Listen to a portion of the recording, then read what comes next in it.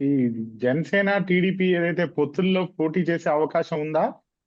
Sir, ఇవాళే నిన్న మొన్న అనుకుంటండి అసెంబ్లీ సమావేశాలంతా అయిపోయాక, నేను ఇందాక ఉమ్. చెప్పిన బిల్ అంతా పాస్ అయిపోయాక పవన్ కళ్యాణ్ గారు సెక్రటేరియట్ కి వచ్చి అందరు ఎమ్మెల్యేలతో ఒక సెల్ఫీ ఓ దిగి ఏదో సెక్రటేరియట్ ఒక కి వచ్చారా డిస్కషన్ మేడం జరిగింది. ఆయన బిల్ పాస్ అయ్యాక?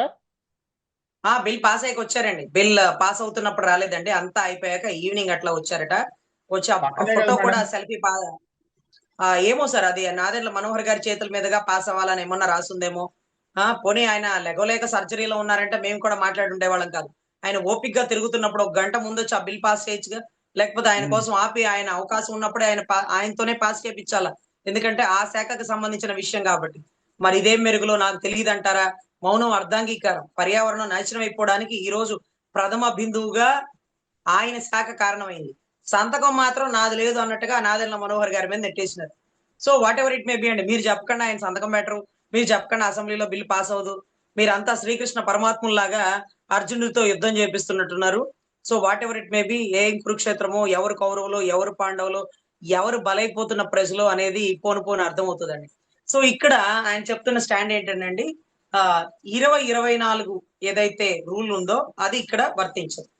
ఇక్కడ పంచాయతీ ఎన్నికల్లో మీరు చెప్పినట్టుగా నడవదు.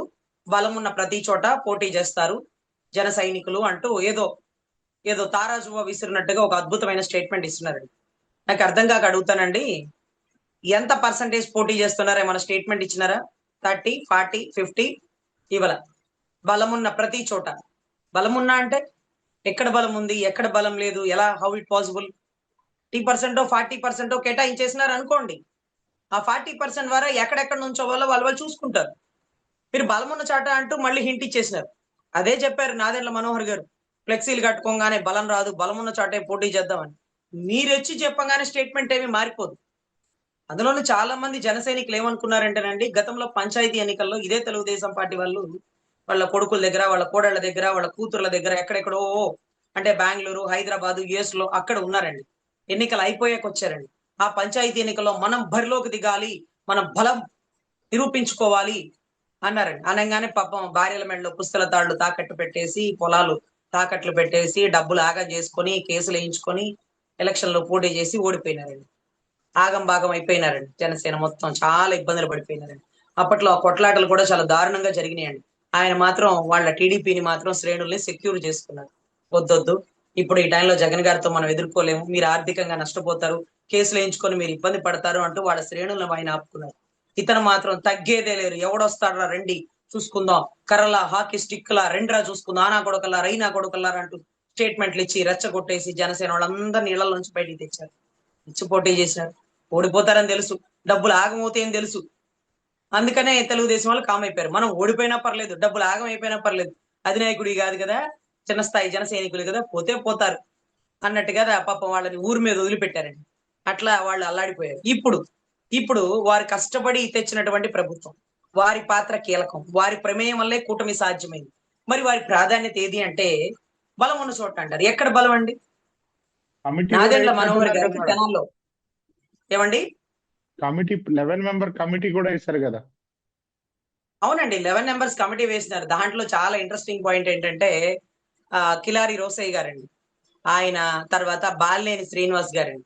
వీళ్ళిద్దరూ ఎక్కడికి వెళ్తే అక్కడ, అంటే వాళ్ళు తిరిగిన ప్రతి చోట కాపు సామాజిక వర్గంలో గాని, జనసేనలో బడుగు బలహీన వర్గాల చోట గాని చాలా బలోపేతం చేసినారు. బలోపేతం అంటే, ఈసారి నువ్వు నుంచుంది కానీ అబ్బా, ఏమైనా చూసుకుందాం, కొన్నిసారి నువ్వు పోటీ చేయలేదేంటి, నీ ఓటింగ్ ఎంతో, అబ్బో నిన్ను దాటే వాళ్ళు ఎవరు లేదు, నేను ఎట్టా కూడా చెప్పి నీకు నీకు ఆ టికెట్ ఇప్పిస్తాను, నీకేం ఇబ్బంది లేదు, నువ్వు పోటీ చేయి, నువ్వు పోటీ చేయి, నువ్వు పోటీ చేయి అని అందరికి అష్యూరెన్స్ ఇచ్చేసారు వీళ్ళిద్దరే. వీళ్ళిద్దరే పార్టీని బలోపేతం చేయాలి, గుంటూరు జిల్లాలో నా బలం అంటూ.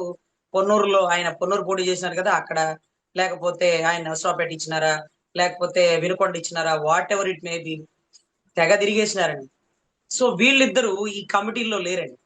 బాలినేని వాసు గారు నిన్న మొన్న కూడా, నేను 5 సార్లు ఎమ్మెల్యే అయ్యా, 2 సార్లు మినిస్టర్ అయ్యా, నాకెందుకు, పవన్ కళ్యాణ్ గారు సినిమా చేసుకుంటే చాలు, నేను జనసేనని బలోపేతం చేయడానికి వచ్చా, జనసేన అస్తవ్యస్తం అయిపోతుంది, 150 రేషన్ షాపుల్లో ఒకటో రెండో ఇచ్చినారు, ఒకటి ఇచ్చినారు, పట్టుమని ఒకటి ఇచ్చినారు అంటూ మొన్న ఎవిడెన్స్ తో ఆధారంతో చెప్పేసినారు. ఇలా జరుగుతుందని మాకు తెలియదండి. కానీ అందరం కుమిలిపోతున్నారు, బాధపడిపోతున్నారు. పార్టీని అధపాతాళానికి తొక్కుతానన్నాడు, అది తొక్కింది వైసీపీ నా జనసేన అర్థమే కాలేదు అదేదో భస్మాసుర హస్తం లాగా తన నెత్తి మీద తనే చేపెట్టాడా, తన జనసేన మీద తను చేపెట్టాడా అని అర్థం కాని పరిస్థితుల్లో బాలినేని గారు ఆధారపూర్వకంగా చాలా స్టేట్మెంట్లు ఇచ్చారు. రోసయ్య గారు గ్రౌండ్ లెవెల్ నుంచి పార్టీని బలోపేతం చేసుకోవాలనుకున్నారు. కానీ వాళ్ళిద్దరి పేర్లు ఆ కమిటీలో లేవండి. సో ఇక మిగతా వాళ్ళు అక్కడ పోటీ చేసిన ఎమ్మెల్యేలు, ఇంకొకళ్ళు పోటీ చేద్దాం అనుకుని ఆపినటువంటి ఎమ్మెల్యేలు, ఇంకొక చాట రైల్వే కోడూరు ఇచ్చారండి యనమల భాస్కర్ అనే వ్యక్తి. గతంలో ఆయనకి ఎమ్మెల్యే టికెట్ ఇచ్చుంటే ఆ ఏరియా బాగుంటుండేదండి. ఎమ్మెల్యే టికెట్ అతనే కాకుండా రూపానంద రెడ్డి తెలుగుదేశం పార్టీకి సంబంధించిన వ్యక్తి తను చెప్పిన వ్యక్తికే చంద్రబాబు గారు ఇస్తానని మాటిచ్చారని, తన పార్టీకి వస్తే తను చెప్పిన వ్యక్తికి, జనసేనకు వచ్చినా తన సంబంధిత వ్యక్తికే తీసుకోమన్నారంటూ కూడా పబ్లిక్ స్టేట్మెంట్లు ఇచ్చేసినారు. ఆయన రైల్వే కోడూరు ఆయనకి ఆ ఏరియాలో టికెట్ రాలేదని యనమల భాస్కర్ గారికి. సో అరవ శ్రీధర్ గారికి వచ్చింది. ఆయన చేసిన అరవకుండా చేసినటువంటి అభాషణలు అవన్నీ వెలుగులోకి వచ్చినాయి కాబట్టి అతని మీద మైనస్ వెళ్తుందని అతన్ని పక్కన పెట్టి, ఎందుకంటే అక్కడ బలమైనటువంటి రైల్వే కోడూరు అండి, బలమైనటువంటి బలిజ కమ్యూనిటీ ఓటింగ్ ఉంటది. అక్కడ బలిజలు బాగా శాసిస్తారండి. రాయలసీమ మొత్తంలో ఆయనకున్న టికెట్ అక్కడే. అక్కడ కూడా బోడి పెత్తనాలు చేయకుండా ఫస్ట్ టైం అక్కడ మాత్రం యనమల భాస్కర్ గారికి ఇచ్చారు. ఇప్పుడు బాగా అధపాతాళానికి అయిపోయిన పార్టీని, అంటే కిందకి వెళ్ళిపోయిందండి, బాగా డౌన్ ఫాల్. అప్పుడు ఆయన ఎలా పైకి తెస్తాడు? అలా పైకి తేవాలంటే ఆయన ఎవరిని ఎదిరించాలి? వైసీపీని కాదండి, టీడీపీని ఎదిరించాలి. అంటే రూపానందరెడ్డి గారికి ఎదురెళ్ళాలి. అప్పుడే తనేంటో తను ప్రూవ్ చేసుకోగలుగుతారు. లేకపోతే ఆయన కూడా రెండో అరవ శ్రీధర్గా మారిపోతారు. అంటే మౌనం అర్ధాంగీకారం. ఎవరి మీద పోరాడాలా? టీడీపీని కాదని అక్కడ ఉండే వాళ్ళకి టికెట్లు ఇప్పించాలి. టికెట్లు ఇప్పించడంలో ఇతను సఫలం అవుతాడా, విఫలం అవుతాడా? కొద్దో గొప్ప గుడ్ విల్ ఉన్న పేరుని కూడా ఈ టైంలో అతనికి ఆ పదవి ఇచ్చి చెడగొడుతున్నారా? Whatever it may be. అతను చదువుకున్న విద్యావంతుడు కాబట్టి కొద్దో గొప్ప ఏమైనా పైకి తెస్తాడా మరి చూడాలండి. What ever it may B. So ఇక్కడ ఈ 11 మంది ఇచ్చిన వాళ్ళలో కూడా పనికొచ్చే వాళ్ళు అరాకొర ఒక నలుగురు ఐదుగురు ఉంటారండి. మా బుల్సెట్ శ్రీనివాస్ గారు ఉంటారు. పాపం ఆయన అవసరమైతే ఎవరైనా పోటీ చేసేవాడికి డబ్బులు తక్కువైతే ఆయన సొంత డబ్బులు పెట్టి మరీ గెలిపించుకుంటారండి. కొంతమంది మంచికి మారు రూపంగా ఉన్నారండి. మంచికి మారు రూపంగా ఉన్నారు, కులంలో బాగా నిలబడి ఉన్నారు, ఒక నమ్మకాన్ని కల్పించుకున్నారు. అలాంటి వాళ్ళు మరి టీడీపీతో పోరాడాలండి. టీడీపీతో పోరాడి మా అధినాయకుడు చెప్పాడు ఈ టికెట్ మావాడికే ఇవ్వాలా, మొన్న మీరు పోటీ చేసాడు మావాడు పోటీ చేసాడు మావాడికి ఎత్తాం, మా దృష్టిలో ఏం చేయాలో మేము పైన వాళ్ళు చెప్తాను, నువ్వు చెప్పుకోపో అని ఈసారి బొలిశెట్టి శ్రీనివాస్ గారు అడ్డం తిరుగుతారండి. చాలా మంది అడ్డం తిరగడానికి సిద్ధంగా ఉన్నారు. పంత నానాజీ గారికైనా బొలిశెట్టి శ్రీనివాస్ గారైనా కొంతమంది గట్టి లీడర్లు ఉన్నారండి. సో ఇక్కడ గుంటూరు జిల్లా, ప్రకాశం జిల్లా బలోపేత అవడానికి గల బలమైన ఇద్దరు నాయకులు కిలార్ రోసయ్య గారు, బాలినేని శ్రీనివాస్ రెడ్డి గారు. వీళ్ళిద్దరూ లేకపోవడం వల్ల ఈ రెండు జిల్లాల పరిస్థితి ఎలా ఉంటుందో, ఇక్కడ ఎవరు మరి వీళ్ళని బలోపేతం చేస్తారు? జిల్లా స్థాయి అధ్యక్షులుగా ఉండవలసిన వ్యక్తులు మరి ఎందుకు పక్కదోవ పట్టించారా, పక్కకు పెట్టారా?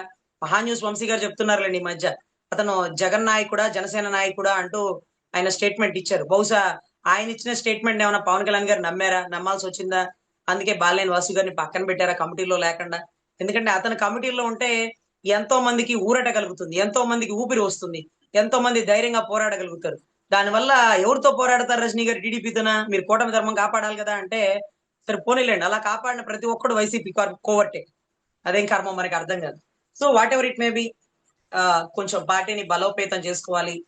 బలం ఉన్న ప్రతి చోట పోటీ చేస్తామని పిచ్చి స్టేట్మెంట్లు ఇవ్వకుండా 40% అని ఒకటి అనౌన్స్మెంట్ ఇచ్చేస్తే 40%, 50% అక్కడ మేము చాలా తగ్గాం కదా, ఈసారి కనీసం ఒక 40 అన్న ఇవ్వాలా అని ఏమన్నా తిరగబడి ముందుకొస్తే 15% వాళ్ళు ఇస్తామన్నారండి. మనము ఇంకొక 30% ఎక్స్ట్రా తెచ్చుకున్నట్టు ఉంటది కదా, ఒక 45% మనం తెచ్చుకుంటే. So whatever it may B, ఖచ్చితంగా జనసేనని బలోపేతం చేసుకోవాలి. లేకపోతే జనసేన వాళ్ళ స్టేట్మెంట్ ఏంటంటేనండి, కొంతమంది నాకు తెలిసిన వార్తలు, పవన్ కళ్యాణ్ గారి కనుక ఒకళ్ళ టికెట్ ఇవ్వకుండా టీడీపీ వాళ్ళకి ఇస్తే, అంటే ఏదో సర్పంచ్లకి వాటికి ఇస్తే మేము మాత్రం ఇండిపెండెంట్ గా పోటీ చేస్తాం రజనీ గారు. ఆ పోటీ చేసిన పవన్ కళ్యాణ్ గారు బొమ్మ పట్టుకుని పోటీ చేస్తాం. పవన్ కళ్యాణ్ గారు బొమ్మ పట్టుకుని జనసేన స్టాండ్ కాకుండా ఇండిపెండెంట్ గా పోటీ చేస్తాం. దానివల్ల ఏమవుతుందండి, ఓట్లు చీలి వైసీపీ వాళ్ళు గెలుస్తారు. సో ఒకటి మనవాడికి టికెట్ ఇస్తే టీడీపీ కలిసి పని చేయాలి. ఎందుకు చేయరు? 21గా మనం తీసుకుని దాంట్లో 9గా మనకి, మిగతా అంతా వాళ్లేగా. వాళ్ళందరి కోసం 170 చోట్ల అందరూ పని చేయలే. అంటే పెద్ద పెద్ద వాటిలో మీరు జీడిపప్పులు మీరు తింట, మా కంచాల్లో వేరుశనగ పప్పులు చూసి ఏడిచేస్తారేంటి? వేరుశనగ పప్పు కూడా తినకూడదు, జిల్లేడు పప్పు తిని చచ్చిపోమంటారేంటి? లేకపోతే జిల్లేడు పప్పు తినమంటారేంటి? జీడిపప్పు మీరు తిని జిల్లేడు పప్పు మాకిస్తారేంటి? ఏరుశనగ పప్పుకి ఏడిస్తారేంట్రా అంటూ వాటాల్లో మాత్రం ఓవరాల్ గా పర్సంటేజ్ చెప్పి దానికి తగ్గట్టుగా అభ్యర్థుల్ని సంబంధిత ఎమ్మెల్యేలు కూడా కొంచెం ఆర్థిక సహాయం చేసి వాళ్ళని బలోపేతం చేయాలని మనస్ఫూర్తిగా కోరుకుంటూ, బలోపేతం అయ్యే టైంలో కూడా ఆయన బలంగా నిలబడాలి పవన్ కళ్యాణ్ గారు. పంచాయతీ ఎన్నికలప్పుడు దయచేసి ఆయనకి ఎక్కడికి వెళ్ళకూడదండి. ఈ మధ్య ఎవరో చెప్పారు కేరళ టూర్ వెళ్తున్నారు, కేరళకి ఏదో పని మీద వెళ్తున్నారు. సో దయచేసి మీకు మూడు మూడు శాఖలు ఉన్నాయి. ఇక్కడ రాష్ట్రంలో కొట్టుకు చచ్చే పరిస్థితులు ఉన్నాయి.